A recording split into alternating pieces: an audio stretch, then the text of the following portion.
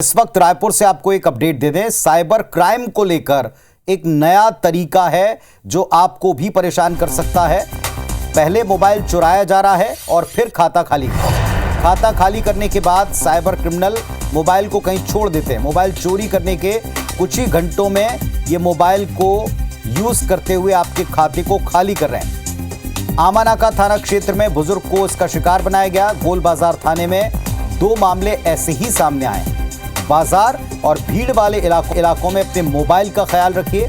चोरी करके मोबाइल में ही आजकल बैंक से संबंधित सारे डिटेल्स अक्सर होते हैं, तो बैंक डिटेल्स को ले करके मोबाइल से बैंक खाते साफ हो रहे हैं, पैसे उड़ाए जा रहे हैं। मोबाइल चोर ये नया तरीका अपनाए हुए हैं।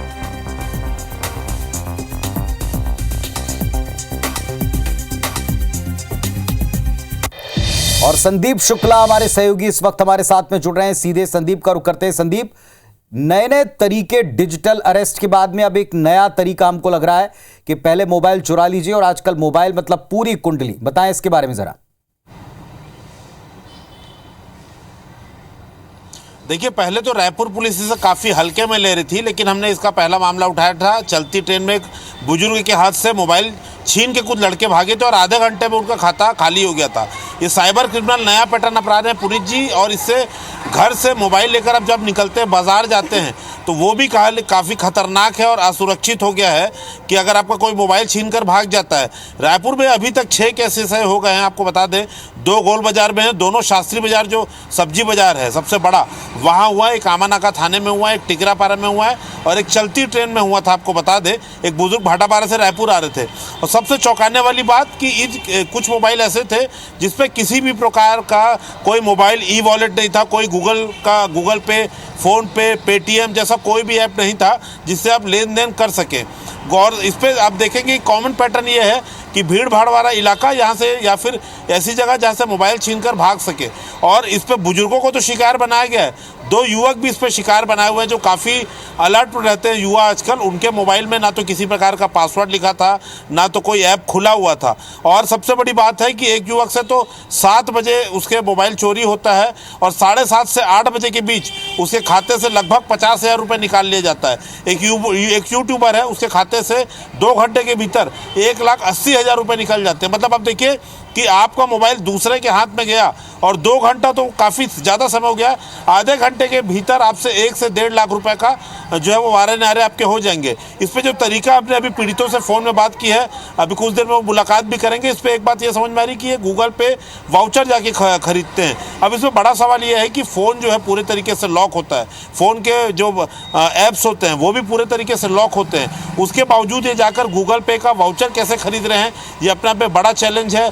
जिस बुजुर्ग के खाते से 1,71,000 रुपये चोरी हुआ, उनके मोबाइल में किसी प्रकार का कोई भी ऐप नहीं था, तो मोबाइल कैसे खोल रहे हैं और जाके पैसा कैसे निकाल रहे हैं? शायद ये OTP मंगा के कुछ ऐसा कुछ कर रहे हैं जो तोड़ना बहुत ज़रूरी है, जिसे क्रैक करना है। क्योंकि देखिए, अगर अपना मोबाइल आदमी घर से लेकर निकल रहा है, बाजार से चोरी हो जा रहा है, खाता खाली हो जा रहा है, या 1 से 1.5 लाख रुपए, क्योंकि ऑनलाइन जो पे वाउचर होता है उसका लिमिट होता है, तो 1.5 से 2 लाख रुपए भी किसी आदमी मिडिल क्लास का जाना बहुत बड़ी जो है अपने आप में चोट होती है। तो देखते हैं रायपुर पुलिस इसे कितने गंभीरता से लेती है, क्योंकि इस मामले में पुलिस कोई संदेश देते या कार्रवाई करते अभी तक नहीं दिखी है। इसका सिलसिला अक्टूबर से चालू हुआ था, आज 6 घटना हो गई। हमारे सूत्र के अनुसार तो गोल बाजार थाना पुलिस, जहाँ पर शास्त्री बाजार आता है, वहाँ 15 से 16 मामलों की फाइल है, जिसे बताया नहीं जा रहा है अभी, हमारे सूत्र बता रहे हैं। लेकिन वहाँ 2 मामले आधिकारिक रूप से दर्ज हैं। तो कुल मिला के बहुत गंभीर मामला है कि अगर आप फ़ोन लेकर निकल रहे हैं और चोरी हो जा रहा है। सबसे ज़्यादा बुजुर्ग जो महिलाएं और पुरुष होते हैं, देखें आप, शाम को या सुबह घर से बाजार लेने पैदल निकलते झोला लेके, अगर उनका मोबाइल चोरी हो जा रहा है, बैंक से खाता अगर लिंक है, तो कुछ भी हो सकता है। तो उम्मीद करते हैं पुलिस ऐसे गैंग को क्रैक करेगी, क्योंकि ऐसा लग रहा है कि जामताड़ा गैंग वाले रायपुर में ही आके ऐसी घटनाओं को अंजाम दे रहे हैं, ऐसे लगने लग गया है। जी, तो आधा दर्जन घटनाएं अक्टूबर से लेकर अब तक, और तकरीबन इस 1 महीने में इन आधा दर्जन घटनाओं ने एक अलार्म की स्थिति तो लेकर आए। लेकिन जैसा आप कह रहे हैं संदीप, कि अगर इस पर संज्ञान ना लिया गया, इस पर अगर शिकंजा ना कसा गया, तो यह आंकड़ा लूट का, फर्जीवाड़े का बढ़ता ही जाएगा।